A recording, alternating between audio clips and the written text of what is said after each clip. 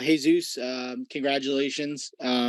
Just wanted to ask about 2022 as a whole for you. Obviously, a great year for you individually, 18 goals in the league. Now you get the chance to represent the USA at the World Cup. Just wanted to ask, what's the year like been for you? Have you been able to kind of take everything in? Obviously, it's an exciting moment right now, and overall, looking at the group as a whole that you'll be playing against Wales, England, Iran. Have you begun to try to start scouting them and how much success do you think the group can have in this group? Thanks. Yeah, I've said it a few times before that each year that I play, I want to be better the next year, and so this year I had to improve from last year, and I knew I had to change things, and so obviously a lot of people have heard of my mental guide or the stuff that I intake. All those things help me to be where I am right now, honestly, and so I'm happy that my team back at home, Dallas, had enough confidence in me and believed in me to be a number 9 that can score goals and can get me in the situation where I'm at now, that I can represent the US and be a number 9 that can score goals. And so I'm excited for the opportunity that Coach Greg has given me, and I'm excited that the team believes in me and sees what I can do. And it's a lot of nerves. Obviously it's a World Cup. It's a moment where everybody tunes in, and not everyone gets to play this tournament. And so I'm just excited that they believe in me and I can be here and represent the US. Garrett, please go ahead. Hey, Jesus, congratulations. What does it mean to you to represent FC Dallas on the world stage alongside Kellen and Weston, who also are FC Dallas Academy guys? Yeah, FC Dallas has been there since day one. They're the team that I love, the team that I play for, and it's exciting. I'm happy that I can say that I grew up playing with FC Dallas, and we can see how good of an academy and program FC Dallas has. You see 2 other guys that are in the roster that have came up through the academy and played at each level, and so I'm just happy that I can say that I played in FC Dallas Academy and play for the first team. Thank you.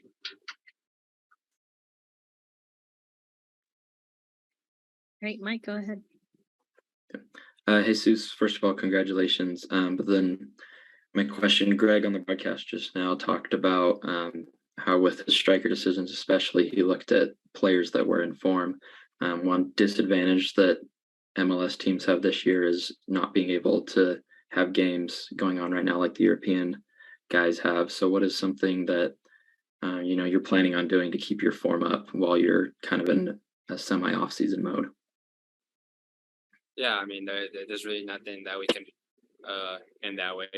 Our season ended before, and there's really nothing we can do. But obviously, the coaching staff and the team has something planned for us. And we had a training camp. The training camp got us ready to perform at a World Cup level.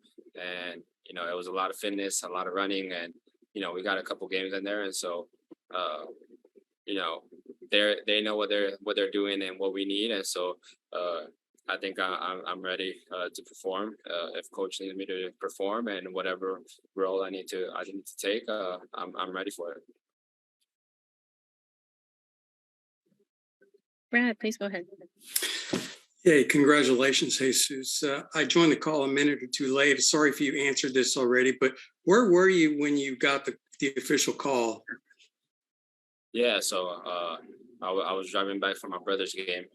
He's playing with the academy right now, and I was driving, and Coach Greg calls me and kind of gave me the news, and I was just a little in shock. I didn't know what to say, and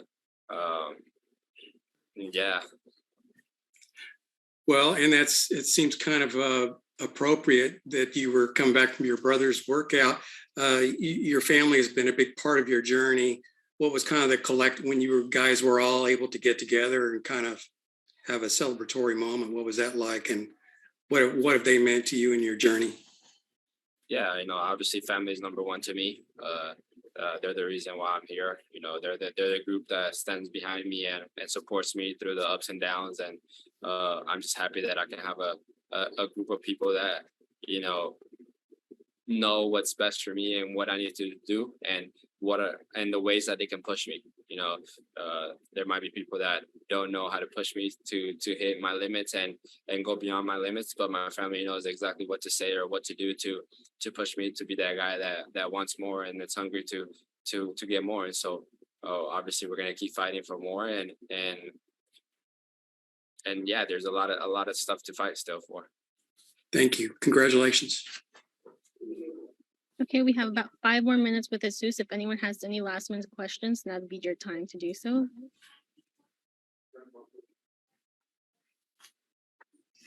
Going once. Hey, Jesus, I was just wondering, just kind of, if you could walk me through what the domestic camp was like and what the process has been like for you and just kind of trying to stay as sharp as you can, not playing regularly, knowing that, the World Cup is right around the corner.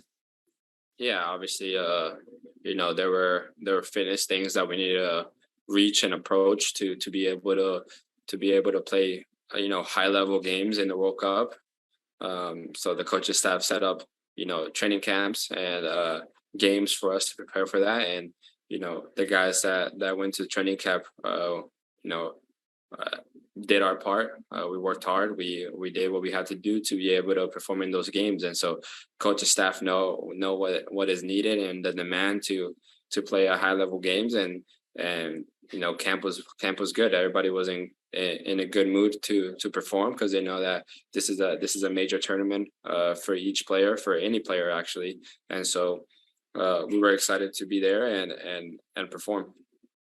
To get back, I was pushing to get back, for the Sounders to make the playoffs, and obviously the United States and making the World Cup squad was part of the bigger picture as well. But there's always doubt in your mind whether you think you can make it or not when you're going through so much pain and rehabbing and at times not even getting better. And Jordan has dealt with it plenty of times, and it puts life into perspective, and you get appreciation for the everyday things that you do, like walking up the stairs. And for me, that was going through my head, and thinking that if I can give myself a chance and fight my way back and work extremely hard and give every ounce of energy into rehab and getting back onto the field, I was going to give myself the best chance of making the squad. And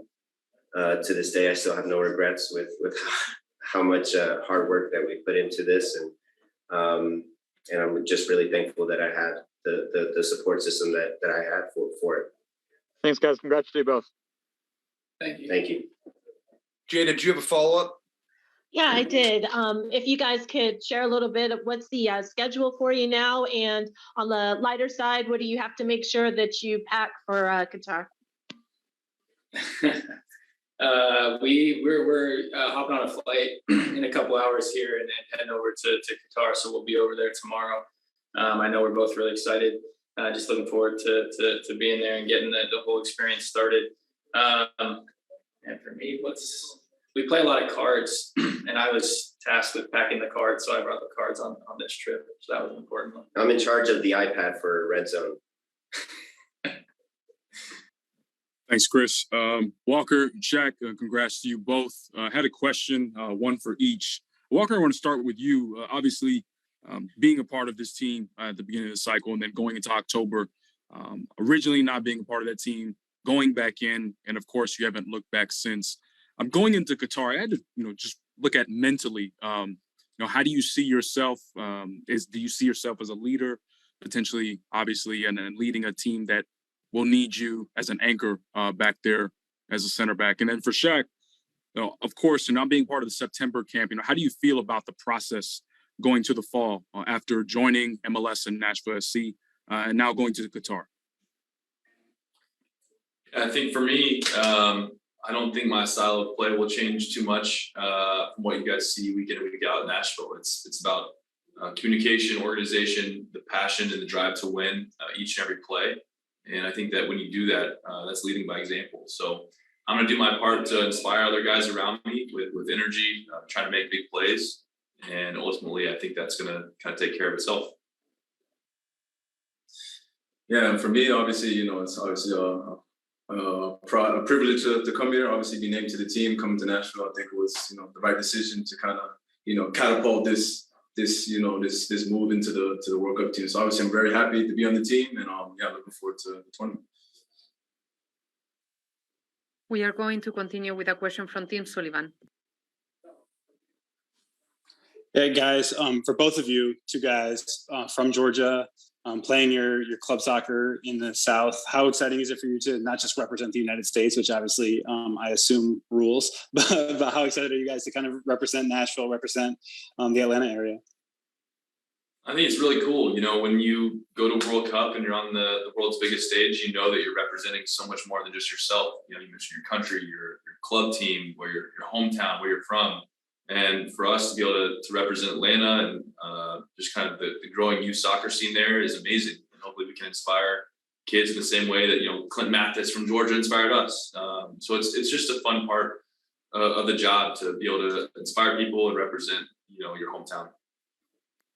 Yeah, it's great to represent the South. Obviously, I have roots in Florida as well. So, just being a kind of, idol to those kids that, kind of wish they could have a chance and knowing that it's possible, seeing, two guys that came from where they come from to actually play in a World Cup is great. So obviously you want to, we hold that way to a high standard, and obviously you want to represent them, the best way possible.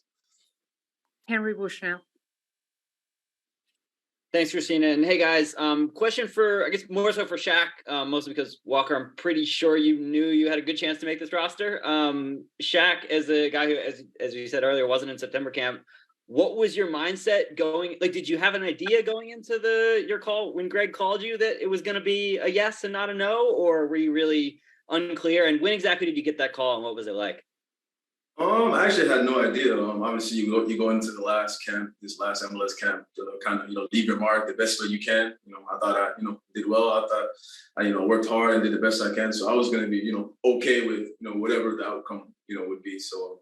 But yeah, when he finally gave me the news and told me that I made it, obviously it was, a great moment for me and my family, knowing, we worked hard to get here. And now we're just looking forward to getting there to Qatar and, doing a good job. Claudio Villalobos with the next question. Thank you, Christina. Walker, how much of when you look at you were expecting probably to be called, but then you were called many times by yourself, obviously from Nashville, for obvious reasons. And all of a sudden, you end up going to the World Cup with a club mate like Shaq. What was your first thought when you kind of knew about the news that you were going to be going along with one of the guys that belongs to your club? And the same thing for Shaq in another way. How much that coming to Nashville has helped you for this trip to the World Cup? Thank you. It was really funny. I got the call on Sunday from Greg and talked to him. And I was kind of waiting around. I talked to a few other friends. I was kind of waiting around to see if Shaq was going to text me or not, because I didn't want to ask him if he wasn't going. But then it had been a little bit later, and I was like, hey, I couldn't wait any longer. I'm like, hey man, have you heard from Greg? What's the word? And he was like, bro, I'm in. So excited. And I was just so overjoyed, because it's so rare to have two guys on the same club team that play next to each other go to World Cup. And I was so happy for him and proud of all the work that he's put in, because it's not easy when you change leagues, move, back across the United States. You're dealing with so many things, getting settled into a new city, and to maintain your performance and increase your performance, and show up with the amount of work ethic that he does every day in training. He mentioned the camp. He won't tell you he scored a nice goal in the scrimmage, had some high workloads there with sprints. And just the physical work that he was able to put in this last camp was inspiring, and couldn't be happier for him and the opportunity that we'll have to do this together. Yeah, like Walker said, it's great to have, your club mate kind of, going with the team with you to the World Cup, obviously represent Nashville. It's big for the club as well, being around just, 3 years or however long, and just having two guys go to the World Cup is huge. So representing the club, we're really proud of that. And for me, obviously, I think it was a great move coming to Nashville. I got there was confidence back that I needed to, play games regularly. Obviously playing alongside Walker helped. I knew if there was one guy on the team that would push me, it would be Walker to kind of not let me, ease up. So, happy for him, and, happy for myself as well. And, we're cool is that, two guys from the same team get to, go to the World Cup. Corey Curtis with the next question. Hey guys, obviously you're headed in November to Qatar, and it's going to be like 90, 95 degrees. Can that be an equalizer for everybody? Can it level the playing field and how people handle that? I think for us, we've talked about the heat and the conditions, but, moving it into the winter, our games are going to be at 10 p.m. local time there. And so we're looking at that. We'll be probably in the 70s. It shouldn't be too crazy. It might have some humidity, but you just never know. So in terms of being from Nashville, I think we've experienced some pretty bad heat in the summer. So we're ready for it, whatever it is. Jada Evans with the next question. Thank you. Congratulations to y'all. Kind of on that same tip as far as having a clubmate going with you, Jordan and Cristian, very close friends, and traveling, also making the team. Can you talk a little bit, maybe Walker, about what what they bring, and especially Cristian, you hear a lot about him also helping with leadership. So can you talk a little bit about what they bring and what it's like to also have them as a duo going? They're two amazing guys, amazing players, but also amazing people. And they're really fun to be around. They're definitely, they're the guys who, if they aren't even on the field, they're rooting so hard for the guys in their own positions to do well and perform and to win. And that's what you want from any player, whether they're on the field or not, is that they just want the team to win. And so they're selfless. You can't say enough about that. And Cristian, in terms of leadership, he's just joined with our national team PA. He's joined a leadership role there and remains an active voice to represent the players as a part of that. So really happy. I guess I didn't realize that it wasn't quite as rare to have two clubmates go to the World Cup. Because we got them and then now Anthony and Tim. So, maybe that's a little thing that people should catch on to. Join the same club with someone and you might have a better chance. Michael DeCourcy, I'm not quite certain whether you have a question or not, but since your camera is on, I figure you do. Yes. Final question then. Yes, thank you, Christina. I appreciate it. Walker, I wanted to ask you, you've captained the team on several occasions, and obviously playing the position you do, there's a lot of leadership that has to happen from your spot. I wanted to ask you, how does one go about leading a team into an experience that one hasn't had? The only guy on your team that's been there is DeAndre. So how do you deal with that unfamiliarity that you're going into this World Cup tournament? I think first of all, the experience is different because of the stage that it's in, but going in to play a soccer game is something that we've done thousands of times. And, I think so much of being, a part of this team and the reasons why you make the team are being consistent in who you are. And so for me, that's not going to change. Yes, it's the World Cup. Doesn't mean I'm going to shy away from any leadership opportunity, from organizing, communicating. That's a big part of who I am. And I think it helps the team. And then to your second point, learning from others' experiences, talking to DeAndre, hey man, what was that like? When you walked out there, you got subbed on, like, what was that experience like, to try and pick their brain and see if they have any advice as well. So being humble enough to know that, I don't have the experience of being in a World Cup. That's part of it. Try and learn as much as you can. But when you go out there, about competing and about trying to win, if you do that, I think that's going to be leading to some leadership.